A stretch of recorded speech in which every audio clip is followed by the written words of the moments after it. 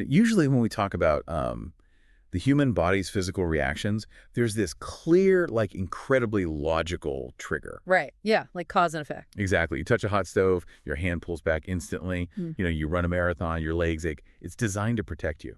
But then there are those moments where you're sitting at your desk, perfectly safe, right, in a climate-controlled room, and your phone pings with this vague email from your boss reading, we need to talk. Oh, the dreaded email. Yeah, and suddenly your heart is just pounding against your ribs, your palms are sweating, and your breathing gets incredibly shallow.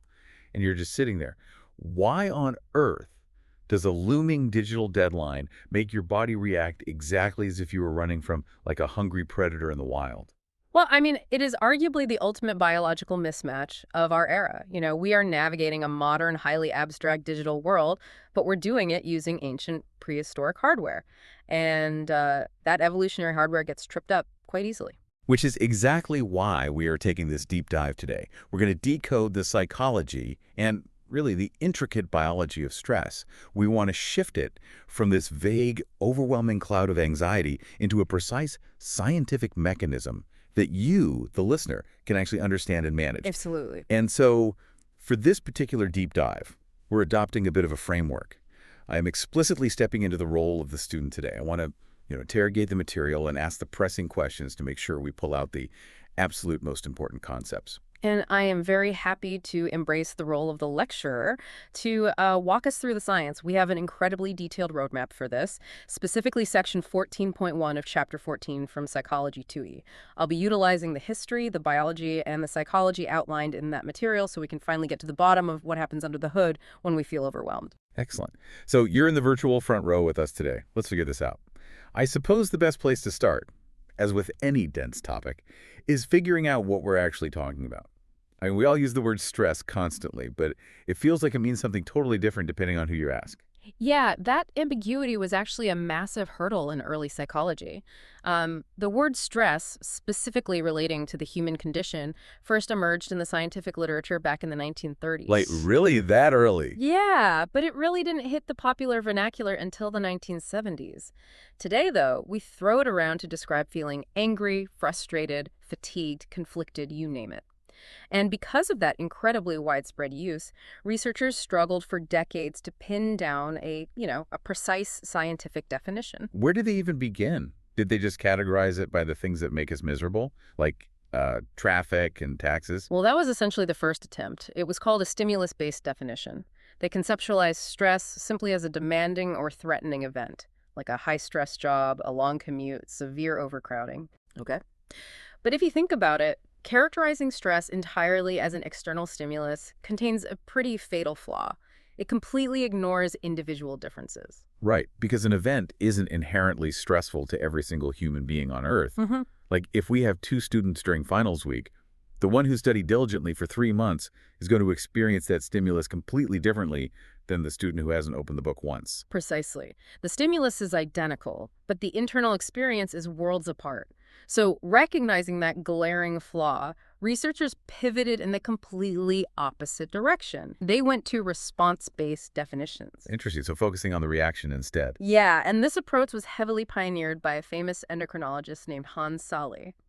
He defined stress strictly as the body's physiological reaction to any demand placed on it, regardless of whether that condition was pleasant or unpleasant.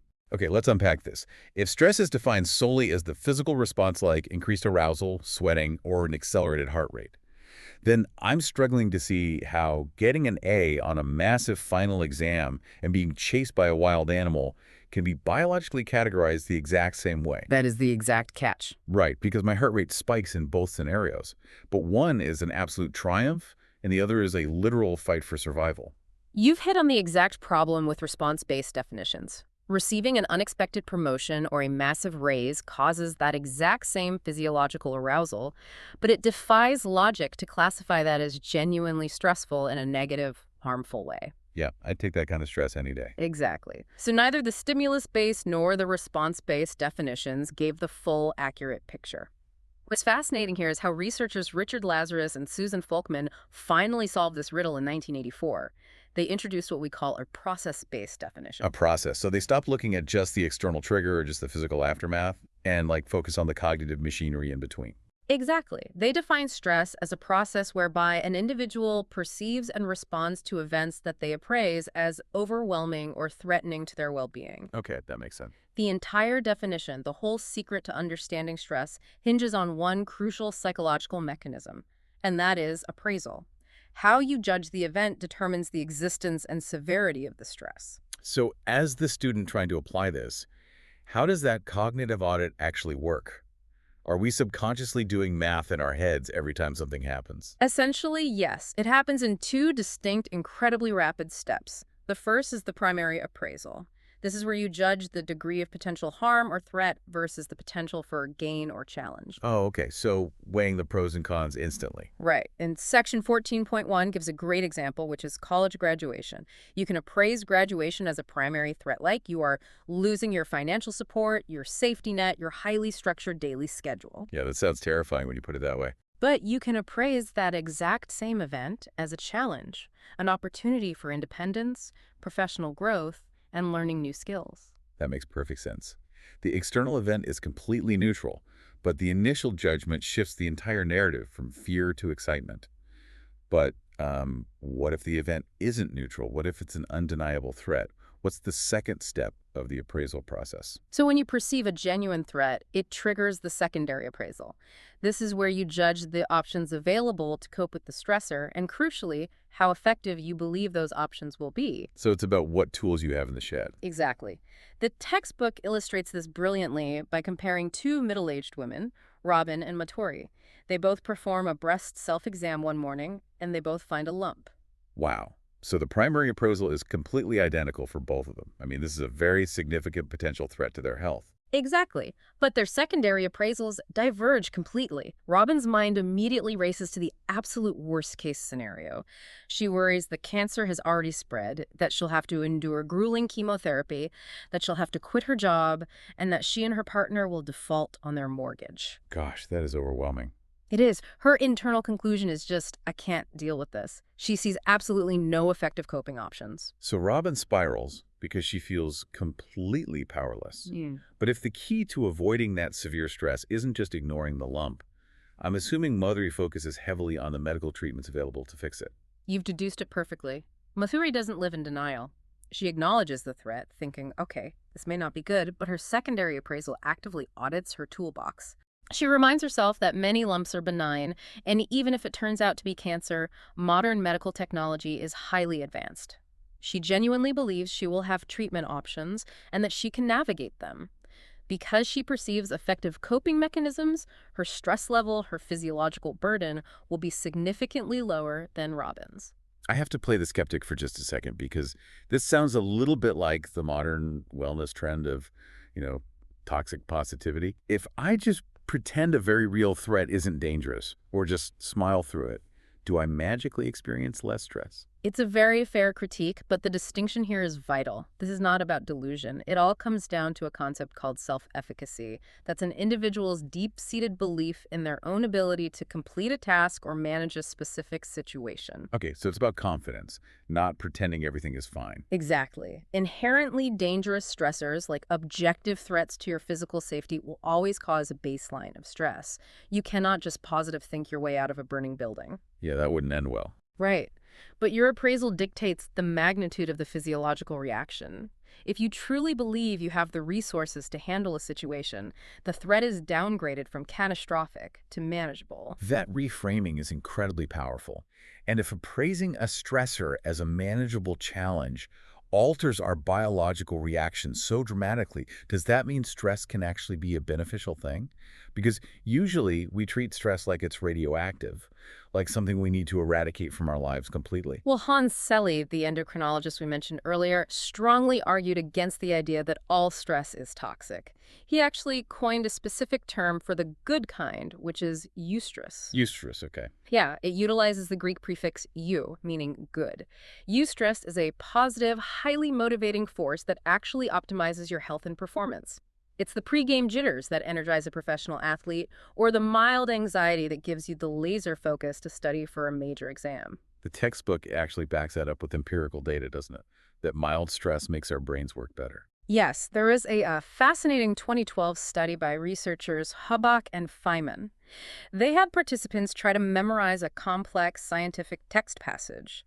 The group that was exposed to a mild stressor immediately afterward didn't just perform the same, they actually showed improved memory of the passage. Oh, wow. Yeah, both right away and even a full day later. The stress basically cemented the memory. Here's where it gets really interesting. Because the textbook features this incredible bell curve chart mapping out the relationship between stress and human performance. And it's not a straight, infinite lineup.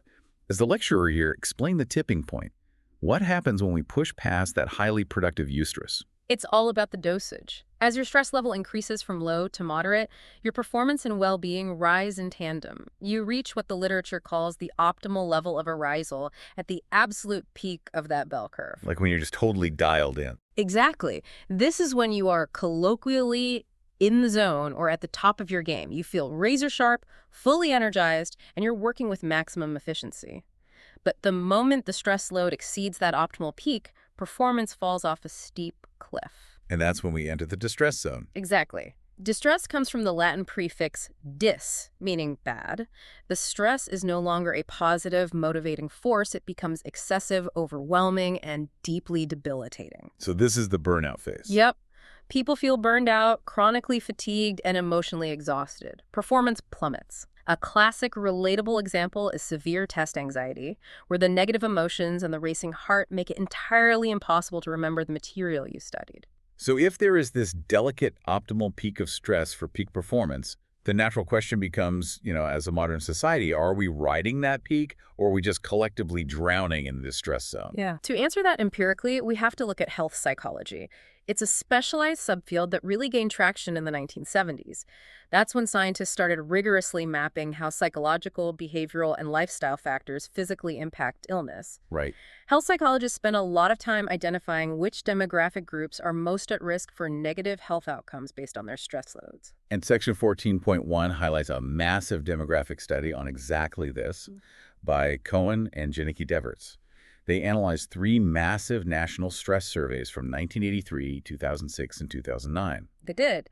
And historically, looking at the older data, the baselines were fairly consistent. Women generally reported higher stress levels than men. Okay. Unemployed individuals reported higher stress than those with steady jobs, and people with less education and lower household income reported higher stress. Retirees reported the lowest. That all tracks logically with what you might expect regarding resource scarcity and primary threats. Right, but the data from 2006 to 2009 showed a dramatic, totally unexpected shift. The steepest spike in stress levels didn't hit those historically stressed groups. The biggest, sharpest increase occurred among men, Hispanic people aged 45 to 64, college graduates, and people with full-time employment. Yeah, quite the change. So, applying what we've learned, if stress is this internal biological mechanism governed by our own cognitive appraisal, why could these specific, relatively secure groups see such a massive psychological collapse in just a 3-year window? If we connect this to the bigger picture, we have to look outside the laboratory and at what was happening in the macro environment between 2006 and 2009. The Great Recession. Exactly, the global economic downturn. The psychological interpretation of those findings is that the severe threat of sudden job loss and the total evaporation of retirement savings specifically targeted those demographics. Yeah, that makes sense. Think about what it feels like to be a college-educated, full-time employed man in his late 50s during a market crash. He has very limited time remaining in his working career to ever recover a decimated retirement fund. The environmental stressor radically shifted, and therefore so did the primary appraisals of a massive segment of the population. It's an incredible example of a modern, invisible threat triggering mass psychological panic. But it begs a biological question. If these people are experiencing a mental threat, an evaporated 401k, why do they get physically sick? Like, how does an economic recession turn into a literal stomach ulcer or a heart attack? To answer that, the text introduces us to 2 scientific heavyweights who mapped our internal biology. We have to start with Walter Cannon, an eminent Harvard physiologist from the early 20th century. Okay. He was the very first scientist to articulate the body's rapid physiological reactions to stress, and he coined a term that is universally recognized today, which is the fight or flight response. The ultimate survival mechanism. The textbook uses a highly visceral example for this, right? Like, Imagine you are a hiker trekking through the mountains of Colorado on a beautiful, quiet spring day. Suddenly, a massive, frightening black bear appears from behind some trees and starts lumbering directly toward you. Right. And Cannon mapped out the exact biological fireworks display that happens the very millisecond you perceive that bear.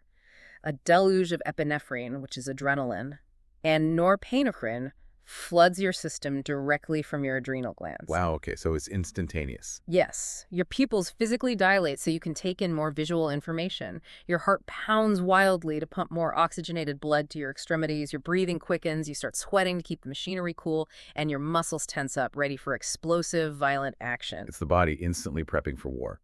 Exactly, and Cannon viewed this as a profoundly beautiful, highly adaptive mechanism built to maintain homeostasis. That's that stable, optimal internal environment we need to survive. The fight-or-flight response allows you to rapidly adjust your internal biology to deal with external life-or-death threats. Okay, so Cannon gives us the immediate, explosive reaction. But what about the second heavyweight pioneer, Selye, the same researcher who coined eustress? How did he explain long-term sickness? Well, Selye's monumental discovery was actually a complete accident. In the 1930s at McGill University, he was researching sex hormones in rats. As part of the experiment, he was exposing them to prolonged negative stimulation, extreme cold, surgical injury, excessive muscular exercise, and electric shock. Thanks. Yeah, he wasn't finding the hormone answers he initially wanted, but he noticed a deeply alarming pattern in their biology. I imagine being constantly frozen or shocked takes a massive physical toll. What happened to them? The physical deterioration was profound. They all showed massive signs of adrenal enlargement. Their thymus and lymph nodes were shrinking, and they developed severe stomach ulcerations. Oh, wow. And what shocked Selye was that regardless of the type of stressor, whether it was the cold or the shock, the rats exhibited the exact same pattern of physiological breakdown over time. He called this universal biological wear and tear the general adaptation syndrome. And he broke the syndrome down into 3 incredibly distinct stages, right? Yes. Stage 1 is the alarm reaction. This is the body's immediate violent reaction upon facing a threat. It is roughly analogous to Cannon's fight or flight. You wake up in the middle of the night, smell smoke, and discover your house is on fire. Your body alarms you with a massive cascade of hormones to give you the energy to manage the immediate emergency. But if the threat doesn't go away, like if it's not a fire you can run from, but a divorce or a toxic boss, you enter stage 2. Correct. Stage 2 is the stage of resistance. The initial shock wears off, and the body adapts to the ongoing stressor, but it remains on a state of high alert. The textbook uses a heartbreaking, prolonged example. Oh, the missing child one. Right. A child goes missing. 72 hours later, the parents are obviously still experiencing extreme emotional terror, but the sheer magnitude of the initial physiological panic has diminished slightly. The body's resisting the stress, trying to function, but it's still running incredibly hot. Which brings us to stage 3, exhaustion. So thinking about this mechanically, is the transition from stage 2 into stage 3 basically like a car engine running purely on adrenaline fumes, redlining for weeks until the engine finally just seizes up and breaks down? That is a perfect, highly accurate analogy. If the stress continues over a long, unbroken period, the body's physical ability to resist simply becomes depleted. The profound wear and tear takes its toll on the tissues and organs. Illness, disease, permanent physical damage, and even death can occur. Selye proved that chronic stress isn't just a bad mood.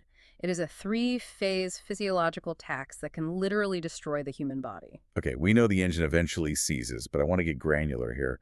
What are the exact gears grinding under the hood during this whole process? Section 14.1 gets really specific about the 2 biological systems at play. It's essentially a 2-pronged attack. The first system is a sympathetic nervous system. This is your ultra-fast responder. The exact second you perceive a stressor, this system triggers arousal by releasing adrenaline from the adrenal glands.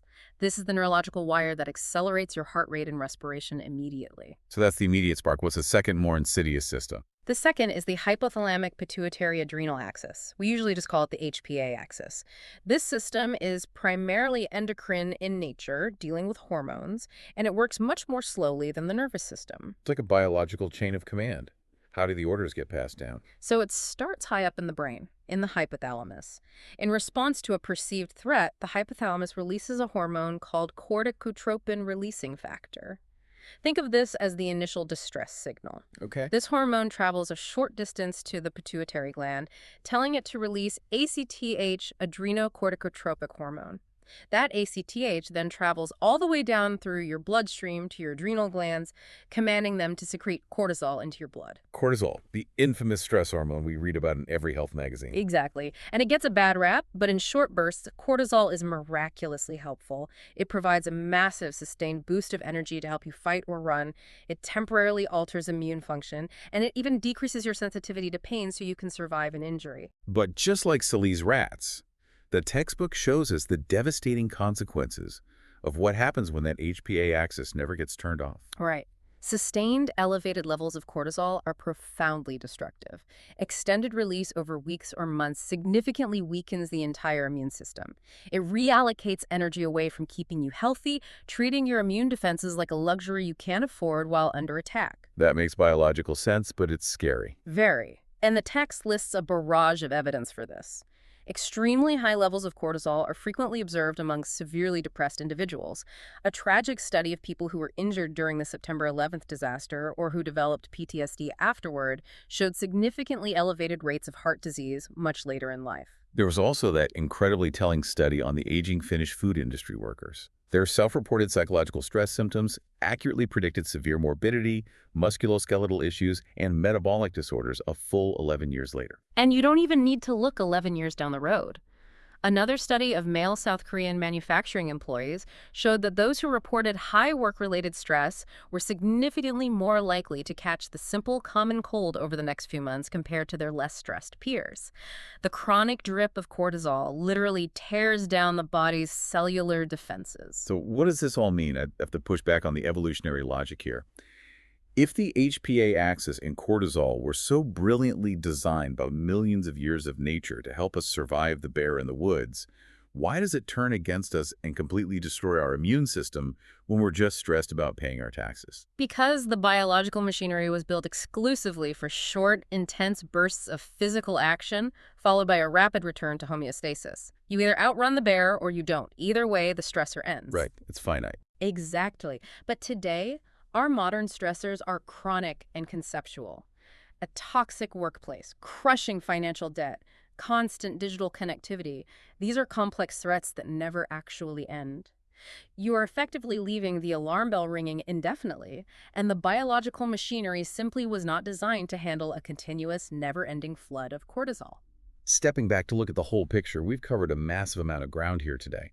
Stress isn't just an abstract, vague feeling of being overwhelmed. It is a potent, highly measurable biological cocktail of cortisol and adrenaline, driven by our sympathetic nervous system and the HPA axis. Yes, absolutely. It can optimize our performance through eustress or completely break down our bodies through distress. But the single most empowering takeaway from all of this is that this entire biological cascade is governed by our own psychological appraisals, the primary threat, and our secondary belief in our own ability to cope. This raises an important question, though. Since human biology evolved to use this intense physical fight-or-flight response for short-term survival against predators, but we now deploy it constantly for chronic, invisible threats like emails and mortgages, how might human evolution eventually adapt our brains and our adrenal glands over the next 1,000 years to handle a purely digital, sedentary world?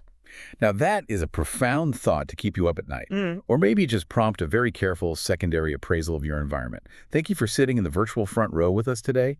Keep analyzing your own cognitive appraisals, keep a close eye on that eustress bell curve, and remember, the next time an email ping makes your heart race, there is no bear. We'll see you in the next deep dive.